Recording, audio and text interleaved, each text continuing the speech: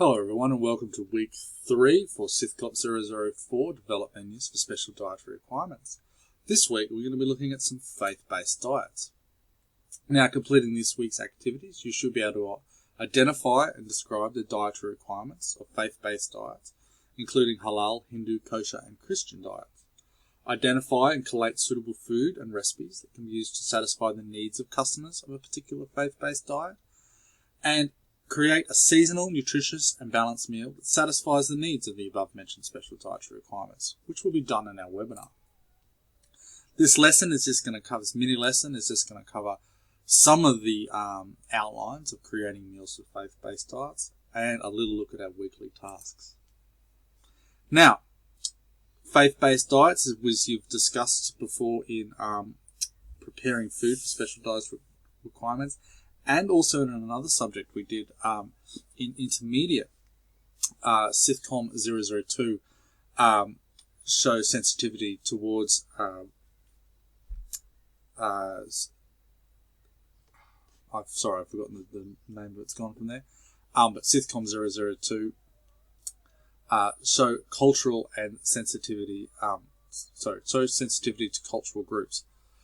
So there are some religions or belief structures that have clear guidelines as to what foods are acceptable and not acceptable to promote not only good health but also spiritual well-being.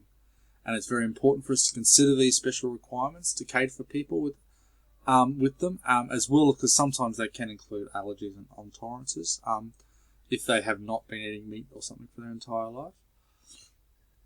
And because mainly, and as we've discussed before, the consumers have a right to feel secure that they are not compromising their beliefs when they are eating out. Now, today, on this lesson, we're just going to have a look at the 4 main dietary customer groups that you'll look at. The first one that we're going to look at quickly is kosher. And so kosher food is for the Jewish religion, otherwise known as Judaism. And they have some what they call allowed foods, which are kosher foods. And this is meat that needs to be slaughtered in a particular way. The meat must come from herbivorous animals, so animals that eat grasses. And then once the meat has been ritually killed in a certain way, it then must be prepared. And what they do is they soak the meat in a little bit of a briny liquid with some salt in it, or they sprinkle salt in it. And what that does is it draws blood away from the meat, because they don't like to have blood in their food. They never have meat and milk products at the same times. And if you go to the home of someone who is a devout Jew, an Orthodox Jew, we have some family friends who are, they actually have 2 completely separate kitchens in their house. They have 2 kitchens with, both these kitchens are identical in these particular friends of ours' house. And they're set up in a way that they have complete sets of pots, pans, cutlery, crockery, stove, everything, fridge, so that the meat and milk products never, ever come near each other or touch each other. They're very, very devout about that. And there's some information in your readings today this week about why, for these reasons. And as I said, they often will have 2 complete utensils for those meat and drink products as well. So they are allowed to have meat and milk products, but they just cannot have it at the same time. And then they also have forbidden foods, and these include pork, rabbit, horse, and beasts of prey. So a lot of them, they've obviously got some meat animals, carnivorous animals they don't eat. They don't eat birds of prey. They don't eat animals that have died from natural causes or disease because they believe they're unclean. They don't eat any blood products. So they're definitely not going to have morcilla or black pudding. They won't eat shellfish, crustacean, eels, rays, skate, shark, octopus, or squid. So any fish that doesn't have scales, anything that lives in the water and doesn't have scales, they won't eat. They won't eat reptiles and insects, and they won't eat the sciatic nerve in the hind quarter, which some people do eat. So that's always removed in kosher meat. So that's just a little overview of the ins and outs. So you can think about the sort of food that they would eat. Lots of lamb. They do eat lots of beef. They do eat chicken. So they're the sort of meats you can use. And you've just got to make sure that you're not mixing any dairy products with those meats when you're cooking it, not including any shellfish, no pork, no bacon. Okay? So not too difficult. The next one we're looking at is halal. And for halal, that is to do with the eating regimes of people who are practicing Islam or Muslims. And there's quite a lot of, I'm not going to read it all out for you here, but it's there's a lot in the Quran, which is their religious texts, about the sort of foods that they're not allowed to eat. Some of the most important things with halal, cooking for halal people, is that you must not include any alcohol. That includes putting things like, and the mistake people make is red wine into sauces, or alcohol into sauces. You can't use ingredients like vanilla paste because it is it's in an alcohol, and so even some vanilla essences you can't use. So you need to think about the ingredients you use, really understanding how they're made and what they are.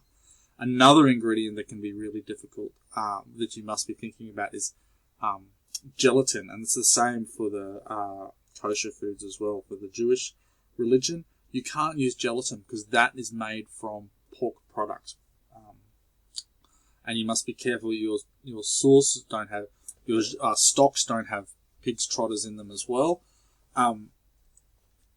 So it's cooking for these sort of faith-based diets is really understanding what is in the food, particularly. Now, with halal and kosher, there are a lot of similarities, and a lot of that probably comes from, they do come from the same, a very similar area geographically. But, they will eat cattle, buffalo, sheep, goats, camels, chicken, rooster, turkey, duck, goose, quail, and again, fish with scales.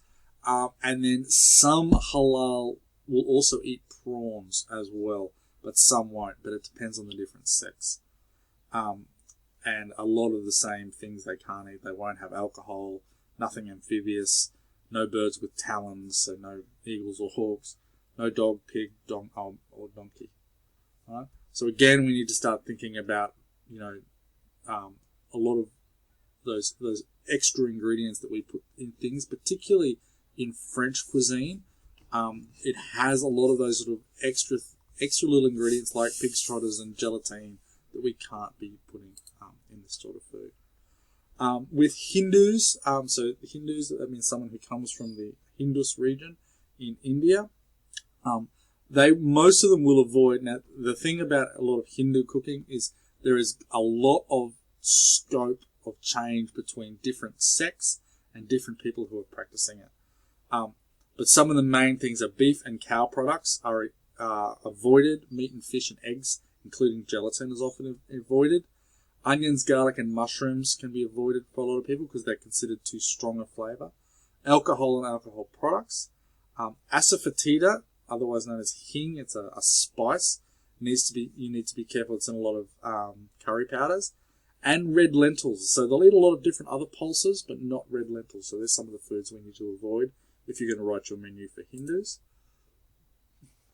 Now, for Christians, it's a little bit different because there are a lot of different Christian sects around that they have a lot of different foods that they do. A lot of Christian eating habits as it can be about fasting as well. Now, I can speak from experience. I went to a Roman Catholic boarding school, and we could never have meat on a Friday, so we used to have a lot of fish. And then there was a lot of fasting practiced as well. We weren't allowed to have breakfast before we went to Mass as well. So there are a few small things that need to be changed. For some of the big ones, some of the ones that have sort of more strict rules are the Mormons and the Seventh-day Adventists. They won't have any alcohol at all or caffeinated products. or tea, which you need to, so you can't use any coffee, tea products, or alcohol for Mormons or Seventh-day Adventists. Or another name for Mormons, is the Church of the Latter-day Saints as well. Often there's a lot of moderation, particularly for the Protestants and the Mormons as well. But and then Seventh-day Adventists also won't eat pork, and they have a much more vegetarian diet as well. So you could choose one of those as one of your faith-based diets as well. Now, with your weekly task this week, I've got some readings from SITHKOP004 around faith-based diets, as well as in CCC018, preparing food for special requirements. There's a lot of more detailed information on those theory notes. In the discussion area, I want you to start coming up with meal ideas using that basis of having the main item, the carbohydrate, or the accompaniments and a sauce, and practice describing those meals, as well as and giving feedback to other people in the discussion area about the dishes that they're doing for particular faith-based diets. And then on our web conference on Thursday night, we're going to use those meals. We're going to work in some small groups with some online documents, some Google Docs, to start working on creating some meal plans for some special dietary requirements.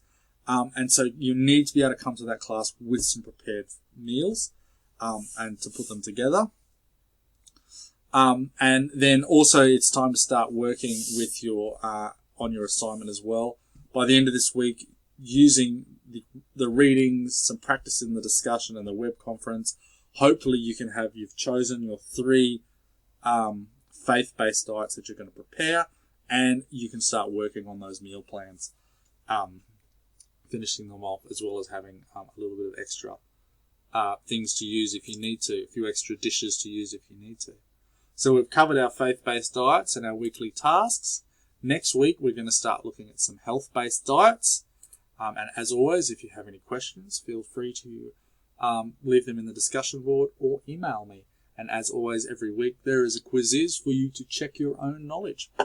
Thank you very much, and I will see you on Thursday night and next week as well. Thank you, and in the discussions area.